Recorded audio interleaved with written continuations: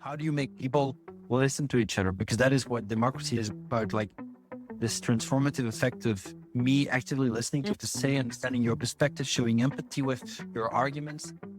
City of Brussels, that they had a PDF form, a paper form that you could print, and then you could share your idea. And then if it gets accepted, then you can talk for 30 seconds at the town hall meeting. But I felt, okay, we are today on social media, we're constantly connected. We expect things in real time, especially as millennials, impatient millennials. And they're asking me, like, in the best case, to come to a town hall meeting on a Tuesday night. So citizens come up with ideas for their neighborhoods. Hey, I have this idea to make my neighborhood nicer. And together they develop it into projects. And all those projects, then they are up for a vote. So in the last round, they had over 10,000 residents of the Landbouw of Nieuwem voting for those different projects. And then they are getting implemented. So by now they have had over 300 citizen-led projects that have been funded through this program. How do founders start to care about their cause? Before we go into what are you doing right now, how are you helping citizen participation, and how are you serving 500 governments around the world, I really want to hear that backstory. How did it all begin, and why Wietse cared enough to actually start taking an action?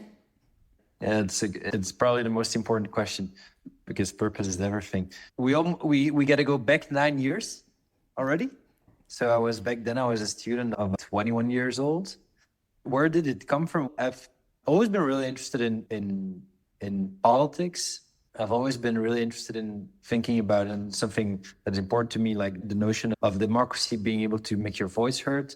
And it really, the initial inspiration came from my own neighborhood, where as a student, you go for the first time, live in the city, the big city, and you see so many things, you get so many impressions, so many ideas for how life could be improved in your new place. You take that ownership or something as a young citizen, and you get those ideas. And then I was like, okay, let me see how I can actually communicate those ideas. I've got ideas for how this specific, actually there is like some sort of roundabout that my partner or my girlfriend, Aline, and myself, that we had ideas for. And then we went to the city website, saw that they had, City of Brussels, that they had a PDF form, a paper form that you could print, and then you could share your idea. And then if it gets accepted, then you can talk for 30 seconds at the town hall meeting. But I felt like, okay, we are today on social media, we're constantly connected. We expect things in real time, especially as millennials, impatient millennials. And they're asking me, like, in the best case, to come to a town hall meeting on a Tuesday night. That is like just a world apart, and it's not in line with kind of 21st century. So that's initially how I got the idea. But actually, your question was more like, why do you care about the cause? And that brings me also about the idea that actually a democracy should not be confused with the mere act of voting and elections, which I think it is still today, although we're progressing. But in the past has been that when we think about democracy, we're thinking about, okay, I can go vote every 5-6 years, and then all the time in between, kind of, I'm not really like an engaged citizen, or there's little opportunity to do that. And so that has been for me always the passion, like, how do we make democracy more continuous? How do we actually give people a say on the topics that really matter to them? Because the decisions being made through government impact millions and billions of people. So it really matters that the people who are affected by all those policies being shaped, that they can also have a say on those policies. So that's where I came from. And just to add one last thing, what I really like from as a way to think about impact is, for me, impact, one framework that I like is this framework coming from effective altruism. And I believe it's called 80,000 hours. And basically what they say is, like, they want to guide people in thinking about doing good better, picking the cause where they can have the biggest impact. And they have 3 criteria for that. 1, it needs to be like a big problem.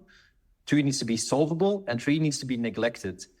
Big, working with government, obviously you touch on, I didn't mean to do that. You touch on the lives of billions of people, as I already said. So the public sector is just huge. Solvable, the technology is there. It's not that it cannot be solved. And neglected, yeah, for sure. I think public sector, especially when we got started, lots of stereotypes. Initially, it was also way more difficult to attract investment because people thought about long sales cycles, thought about like bureaucracy and all those things, procurement. And that's, I think, something that I'm really proud of, that we've been able to turn around, and that we've been able to, in Europe, be part of a movement of civic technologists and GovTech companies that has pushed those boundaries and showed like, hey, there is actually a really compelling opportunity to work with the public sector. Because also one last thing I want to add is I come from more of a typical management/business study. Like I studied commercial engineering, and we're constantly talking about the private sector and a lot of students, they end up working for the big consulting firms. But actually, we never really talk about the option to have impact and work within the public sector. I think that is really one of the problems that we have in the public sector, attracting the best talent. And because I think that more and more millennials, they are driven by purpose, they're driven by doing good. And that's why I think the public sector has so much potential for this generation, for younger people to go work in the public sector. But it starts from really university and higher education, also showcasing the potential of us, the young talent going into the public sector. Like for me, I'm also a startup founder, and I'm always curious and want to share like with more people the stories of the founders, because that beginning, that is so scary. Then you are just two people with a brilliant idea. But how do you go from there to actually receiving Series A? In your case, I saw 4.1 million and serving governments across the world. So I started together with actually my girlfriend, with Aline, which has also been an interesting part of the journey. We were, by the way, a couple before we started like the business together, but it's been also, I think, very rewarding to be able to work on it together. We were student entrepreneurs, and I think we were very intentional back then about whatever comes. It wasn't immediately the idea to build a business out of this. This was just like a pet project. We were a side project. We wanted to do this because we believed in the purpose, not in so much a business case. We only discovered later on that there was a business case. So we started first from our kind of really passion, but we also had the bandwidth and the room to experiment, which I think is important. Not everybody always has that room, because if maybe you need accelerated development. We were students and we were still sponsored by our parents. Also in Belgium, it doesn't cost anything to study. We had our accommodation sponsored by our parents. So they gave us the financial room to build something. And by the time that we got out of university, we actually did a first funding round. We were able to pay ourselves a salary. In terms of time, that was also, I think, really important for us and not to be underestimated. So just for students, it's a fantastic opportunity during your student time to just play around, try things out, experiment, see what sticks. Yeah. And we started initially with a pretty radical idea. We wanted to organize bottom-up participation. Just as I had that idea for my neighborhood, I wanted to find a better way to communicate that. And we thought of specifically citizen proposals. So every country has this thing with citizen proposals that you can gather X signatures, and as soon as you get it, it gets passed on to council. So we thought of specifically digitizing this process.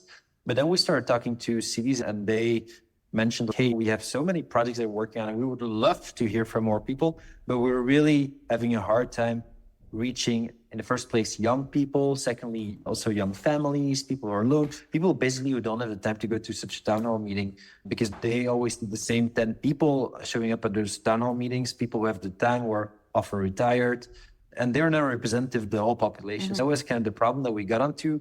I initially built the prototype up until we had, I think, these three paying clients. Then luckily, about a year later, we found our technical co-founder, Koen, our CTO. Like, how did you as a student, the idea to revolutionize citizen participation got to actually talk to those cities? And how did you manage to actually sign those first contracts? Yeah, good question. A couple of things. One is, I think where I see a lot of entrepreneurs getting stuck with a business background, because either business or tech background, and in both ways you have your challenges. So there's always a question of, we were very intentional at the beginning about, hey, if we need to find first a tech co-founder, it's going to slow us down too much. We should be able to put an MVP together and get started. And we found, I actually taught myself to code, up to a certain level. And we found like an open source software for community building that we build our MVP around. So that is, I think, saved us really a lot of time and a lot of money at the beginning. So that has been one thing. Be very smart about developing your MVP. Try to get to it quickly. Also these days with so many no-code tools, I think that there's never been so many options for business entrepreneurs, because once you have the traction, it's way easier to get like a higher caliber in terms of the CTOs, which I think is really important. Being too early for technical co-founder, I think it's really a bad idea. I don't think you should be doing that. So that's one. Two, yeah, the importance of early believers, right? Like people that believe in your story, that want to be part of your story. We were lucky enough to find out with the first cities to have politicians who really believed in the idea, although we didn't have at that point too much to show, but you got to find those visionaries and those pioneers. And I think we were lucky to have that. And three, for me, it feels like if I look back at the journey, it feels really going from one obstacle to the other and solving one at a time, really. And then you look back and you're actually like looking back and seeing, wow, we've come from so far, but it's really just one obstacle at a time. Finding your first client, finding a working product, going your first steps abroad, and so on. And it's not a linear path, right? It's like there's a lot of ups and downs. But I think those were the things that initially were important. Do you have any interesting or funny or weird stories from those early days when you two students are actually knocking on politicians' doors and trying to convince them this is how it should be, the democracy should be run like this? One last point I want to add is it's been important for us early on. We also used a bit the branding of, hey, we are young entrepreneurs. Look at us, we're 21 to 23. And we scored a lot of press, way more than today, which is the paradox. You get a lot of novelty, a lot of attention. So if you like feeling the energy and building the momentum is really important for us. PR and content marketing have helped a lot. That's back to your other question, the funny story as well. We had a small Fiat Panda. It was our company car. We've been driving from one tunnel to the other all around the country. So that is really the picture that I think that we have of our early days. Like it's doing things at dome scale and just to convince them. Yeah, there's many more stories, but I think that's the dominant picture of us in the first years. Okay. You touched upon a little bit like going back and like reviewing that story. Can you tell us that story? You got your first customers. So from then to now, those 9 years in review. I think you could almost break it down into 3 different horizons. There is the first horizon, always 3 times 3 years. The first horizon of really finding, I would say, problem solution fit, because we had an idea, but time to market is everything. And back then it was a bit too early. Now in hindsight, you might say it was a perfect timing, because also if you look at the industry, like a lot of companies in our space, they started in 2015, 2016, around the time. If you arrived in 2020, you were too late because a lot of the market was already taken. If you were much earlier, it would have been real difficult to sell, because also the way that we initially sold is different than how we do it today. Back then, cities saw our digital participation platform more as a project tool. So they might have one fancy project per year to reinvent the future of the city, but then they might churn after 1 year because their project was over, which is really not what we wanted to get into. And it was a bit like this kind of participation washing and window dressing in a way. So that's something we've seen evolve over the years, that now things are way more mature. There's always 10, sometimes 50 or even 100 of different projects going on in a city. So it's citywide, it's way more institutionalized, way more embedded in the way of working. But going back to that first horizon, the first years, our challenge, so we had that, as I said, we had that product, but it was really better understanding the problem. And I think that is also, something as entrepreneurs, you're quickly thinking about, what is our solution? But really being able to nail your problem statement is 95% of the answer, right? So that took us some time. We had some churn at first.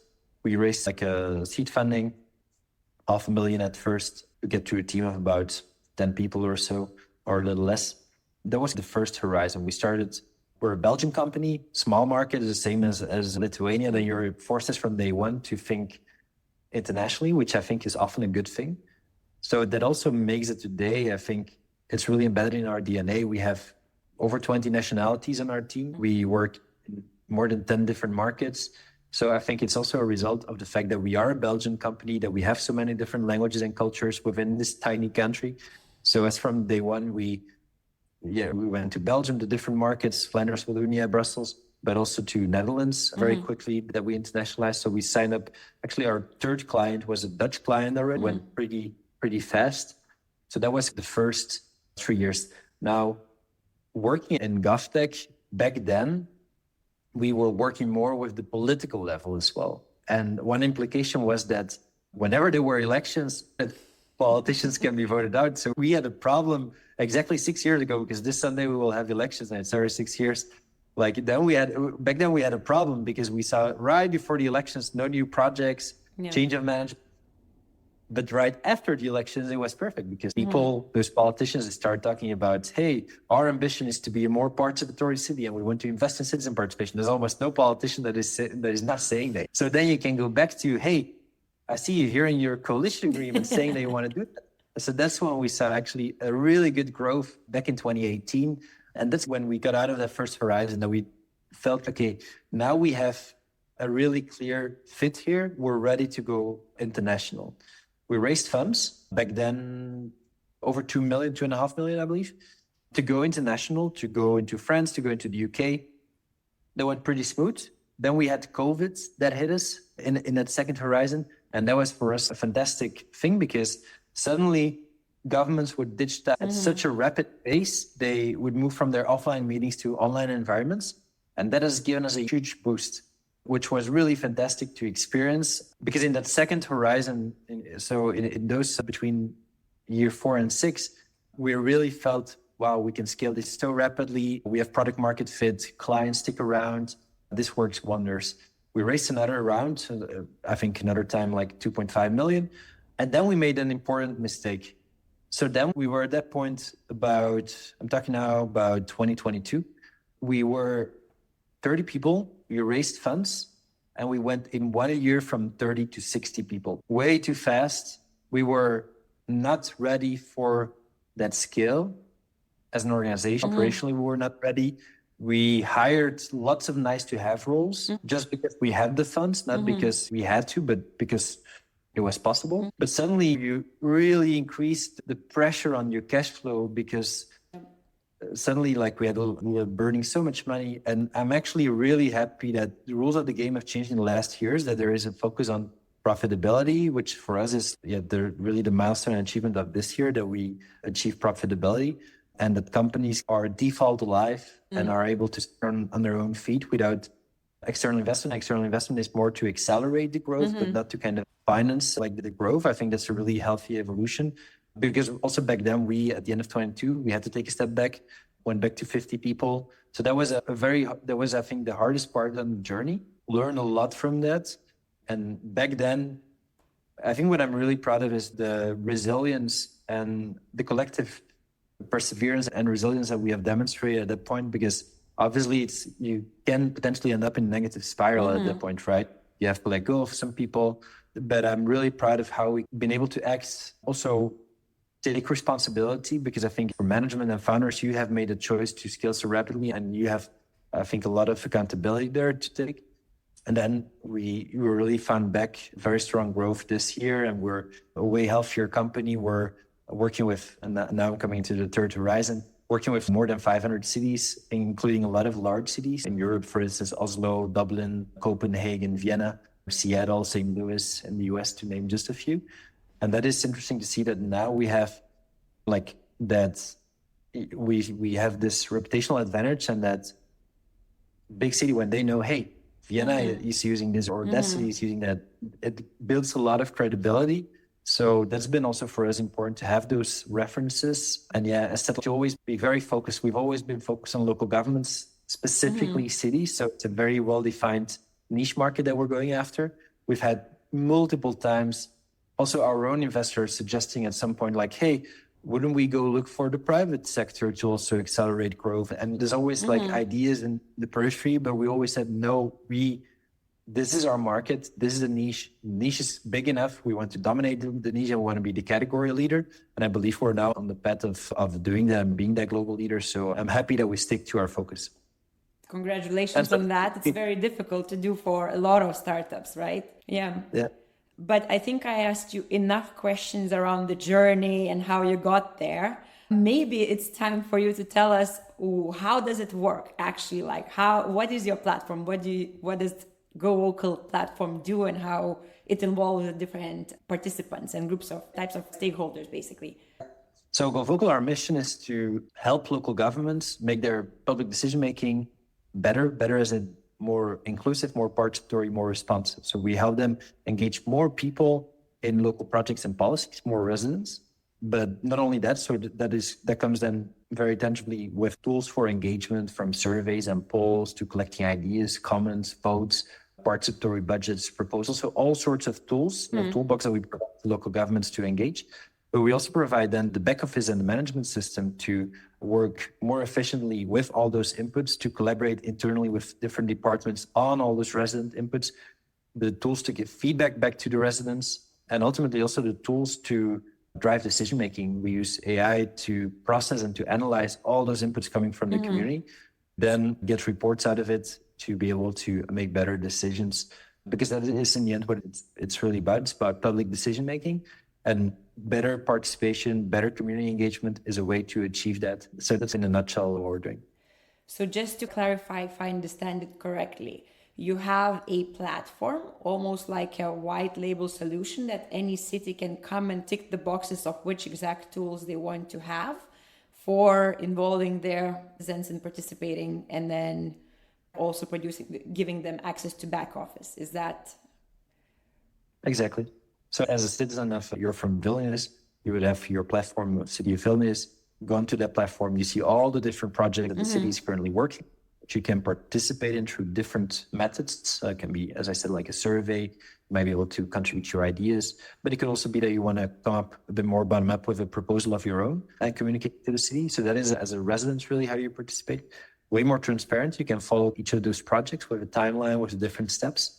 And you also get your feedback, so that actually as a resident, and that's been one of the critical elements of it, that as a resident, if you put in your precious time to participate, that you know that you're being listened to, and that you get a feedback and that, hey, this has been decided, that's the way it's been taken into account. So that is really important, because in essence, what we're doing, to say it with one word, is building, there's two words, building trust between citizens and government. Can you give like a couple examples of exactly how it works, like what the government is doing in different cities, maybe from different parts of the world, let's say, with your platform?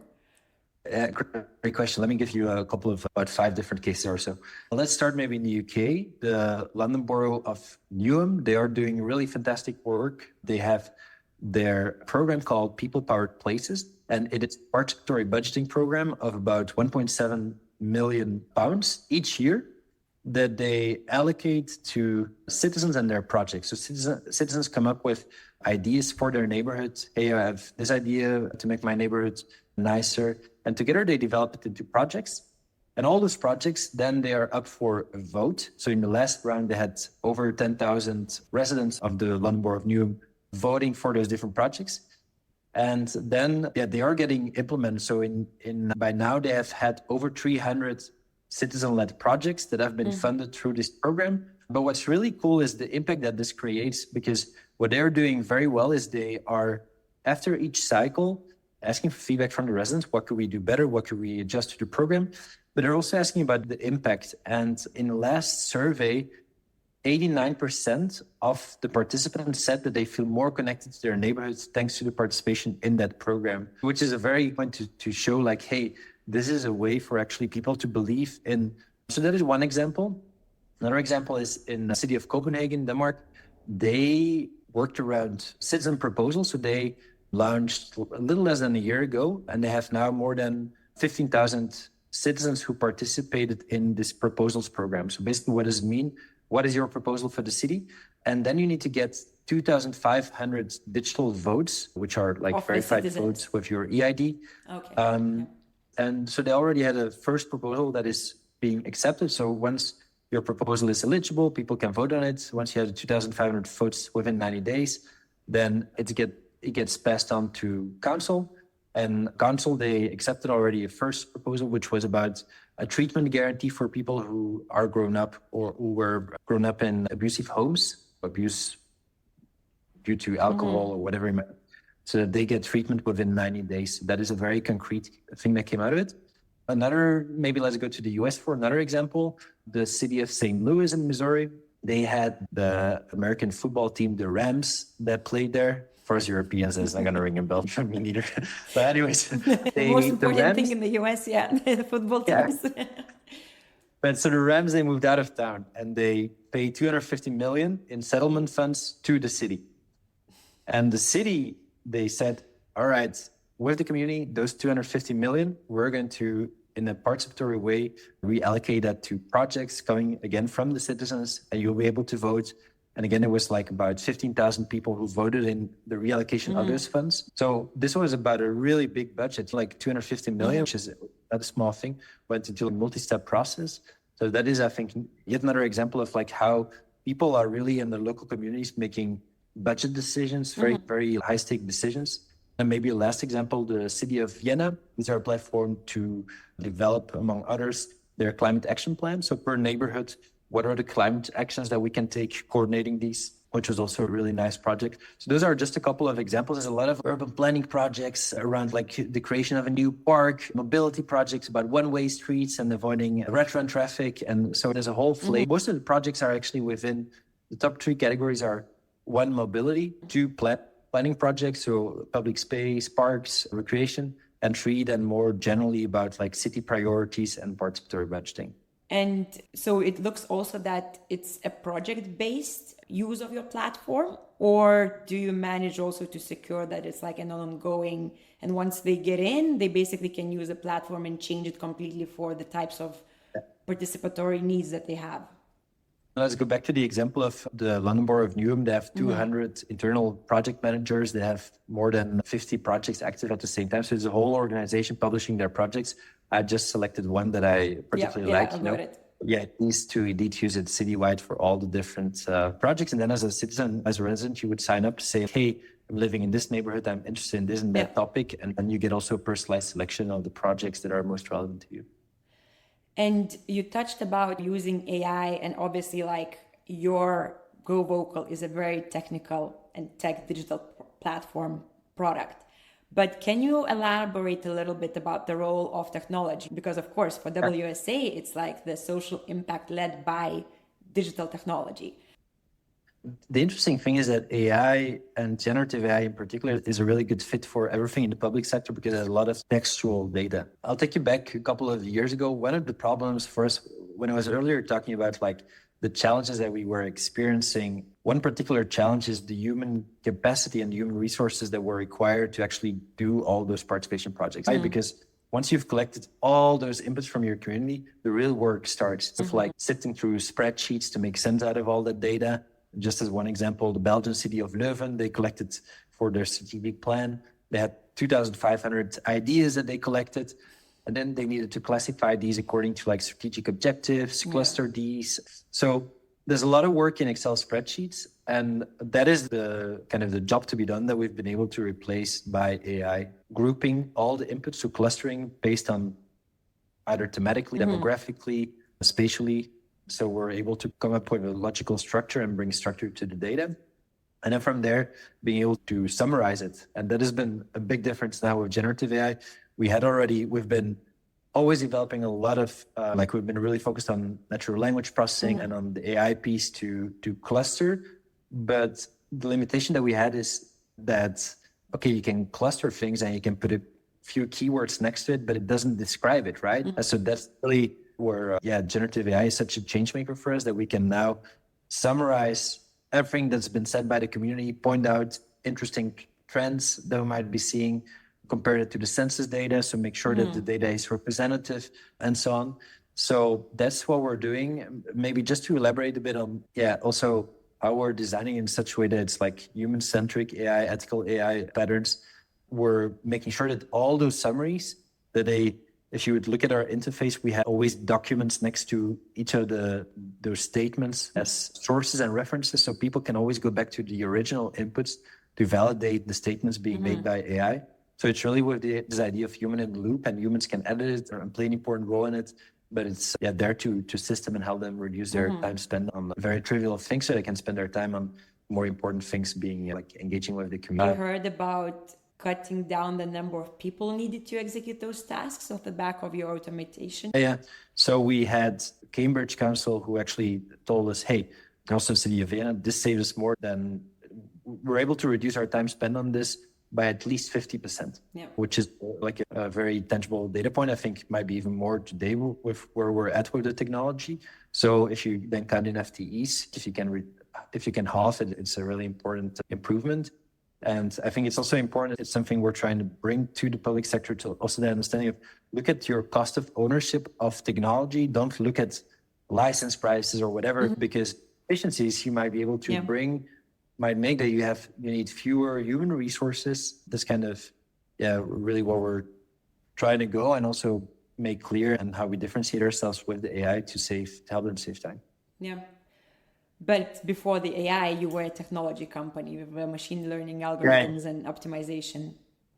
Yeah, exactly. With as from day one, it's a software as a service platform, cloud hosted. So it's been at first more web development, obviously, but then as I shared, like we were early adopters of machine learning and natural language processing techniques. But yeah, the field has evolved so much that some of it might also be painful to invest like hundreds of thousands, even millions of euros in R&D, and then to see, hey, this technology has become redundant because the field has been moving so fast. But now it's like open source, then you can easily do it in a couple of hours, like a junior developer or somebody writing a prompt for OpenAI and basically get it coded. Yeah.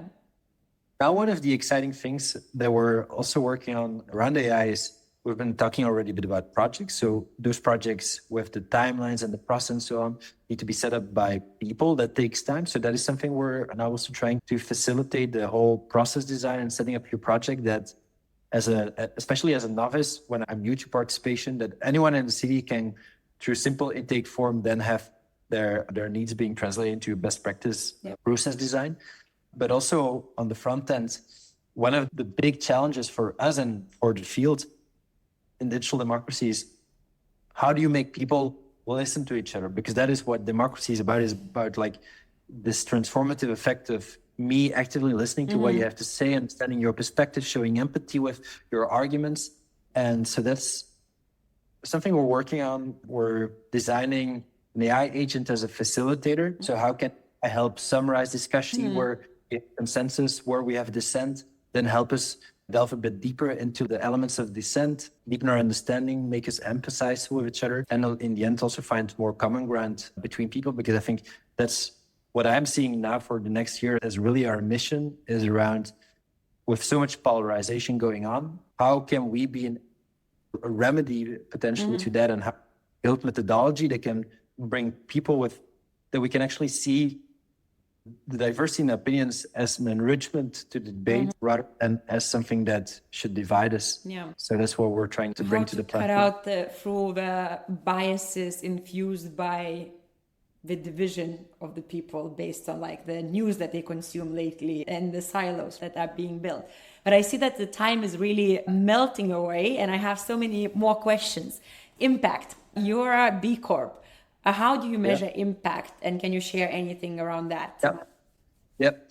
The cool thing is that we have our mission statement is one-on-one, like an SDG, SDG 16.7, which says ensuring inclusive, participatory, and responsive decision-making at all levels of government. So we made our lives easy, and we just took that over. We copy-pasted that as our mission statement, and we built our theory of change around that, like those three impact factors of inclusion, participation, responsiveness. Basically, you can see participation as a process with an input, a throughput, and an output. Input is about who has a say, who's participating. So we're measuring one, of course, do we get more participants included, but also the diversity of the profiles. Are we making people heard who were previously not heard in the process? Secondly, the participatory is about, do we help open up more decisions being made in a participatory way? And do we do that in a repeatable way? So we look at the number of projects we're having on the platform, but also the quality of the inputs. And then ultimately, it's not only about like giving more people a say, it's also about having an influence ultimately, because if that is disconnected, then, like it's shared earlier, it's just participation washing. So we make sure that those community inputs lead to actual decision-making. So we're also measuring how many decisions have been impacted. Each year we publish like an impact report. We're now in the process that we then both quantitatively look at the data, but also qualitatively send out a survey to both the residents and to the governments, the public servants, to be able to measure the impact we're making. That sounds awesome. But I'm very curious, how do you measure that inclusion of the people's group, like groups of people that were not previously able to participate? Is there any methodology? And That's a really good question, because then you need to actually indeed set like a baseline, and you need like a pre-post. So we can only measure like the diversity of the people who are today participating, but really to be able to compare it, although probably you can find data points, but we're not going that far. We're looking like what is the diversity in terms of age, in terms of gender, in terms of all those different demographic elements. That's how we're looking at it, but we're not, and then we're looking at it compared to the census data. Is this representative? That's kind of way to. I guess it can be quite easy to understand that like certain age group, or let's say certain regions, were not participating at all in government decisions or city projects before. Now they are. Yeah, that's right. Especially younger people. That's like those people are traditionally not really participating, and those are the ones we're able to include. So indeed, you could compare it to offline channels to see through traditional mechanisms, the pre-state compared to the post-state. That could be interesting. We're not doing that today. We're looking at like how is the participation in the platform today. But also one challenge that comes with it is like to be able to talk about inclusion and make sure that everyone's represented. It's not only about your gender and your age. It's also about many other things regarding stability, socioeconomically. You cannot ask people first to take 5 pages of questionnaires to know who they are before you can. So there's only as much that you can also measure. I think we have to capture the essentials, and then we make sure that the platform is accessible for everyone. We do user testing. So we do those things to make sure that everybody can participate, but we cannot capture like the fine-grained picture, of course, of all that. And you're working across 500 cities around the world. What is your insight in government digitization overall? Is it happening, at least from your experience, where you're part of their process? Can you share any insights, any interesting kind of learnings that were also maybe interesting for you when you first discovered it? The point that we're at right now, what's interesting for us is that a lot of cities, when it comes to digital participation, and especially participation, it's not a new thing anymore. We started out, it was a new thing, and then we're just getting started, and now you need a lot of evangelization on the why should you be doing this. But luckily, we're beyond that point, and we're now on the how, because they're already doing a lot of things. And one major thing that we're seeing with mid-sized and large cities is, how do I centralize data? How do I, because they each work in their departments, and so they have their own tools. So like, how do you actually make all those different departments work together and build one effective way of making residents participate? So centralization and streamlining process is a really big thing for us these days. So I think it already tells a lot the fact that we got to that point, like that it's not about starting to adopt anymore, but it's like streamlining, efficiencies, and centralization. So I feel that's where we're at. We can also talk, of course, about differences between different countries. I would say like the ones that are ahead are the UK and the Netherlands. And the reason for that is they are helped also by regulation. It depends on the perspective whether you would say it's helped or not. But they have, for instance, in the Netherlands, they have since last year, they have something called the Spatial Planning Act, which requires them to engage residents early on in the process for any planning decision. So it's like this regulatory change is also the culture of government that brings that makes that like even the smallest municipalities started digitizing and doing their participation in a digital way. But maybe one fun thing that I want to add here is like technology is one part, but the culture that you're breathing within a government is much more important. And we look at it as 3 different pillars that we want to install in that culture of engagement. First one is making sure that there is political will and that from the decision makers, there is a vision and there is support to do resident engagement. 2, that there is the organizational structure to make the collaboration internally effective between the different departments. And thirdly, that they have the skills and the resources within the teams to put those digital tools. So a lot of training and making sure that they have the tech savviness to get started on it. But yeah, those are really important things. And that you can also influence working with government. Just as an example, the first one on the political will, it's not only a thing of, hey, do they have the vision and do they believe in it? You can nurture that vision, you can report back on, this is what people said. And the more interesting those insights will be, the more that they will believe that there is real value in listening more to residents. So we also try to really internalize those elements and try to work with governments to strengthen that culture. any kind of horror stories of trying to get involved with a country or country, like certain cities within countries? The real pity is to share that initial story of the city of Brussels, and that's where I grew up and where I live, and a city I love. For some reason, we have 500 cities in Brussels. It is difficult to work with the Brussels municipalities. There are 19 different municipalities. They are less digitally advanced as other cities.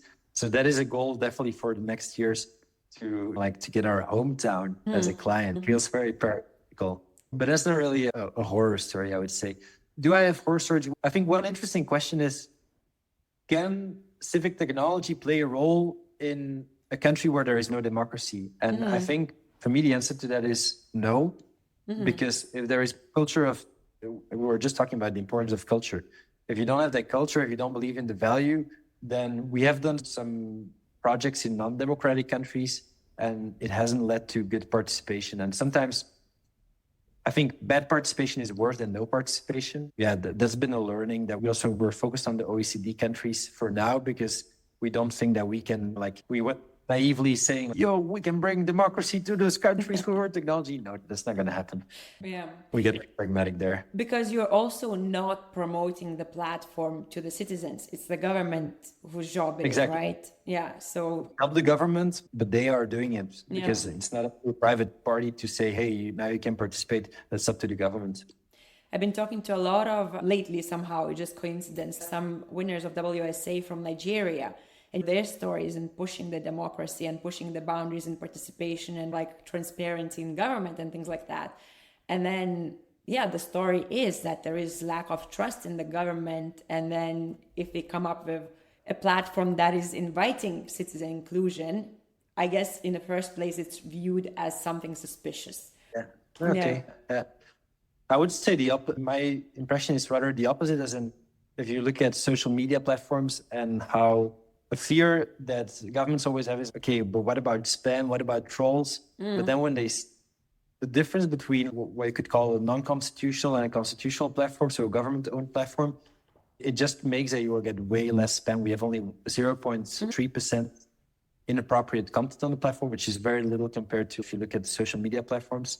And it comes because of people participate in their own name, and it's way more constructive than a social media platform. Yep. What I meant is that people don't trust the government when the government is inviting them to do something that looks transparent, that looks suspicious from the people's perspective.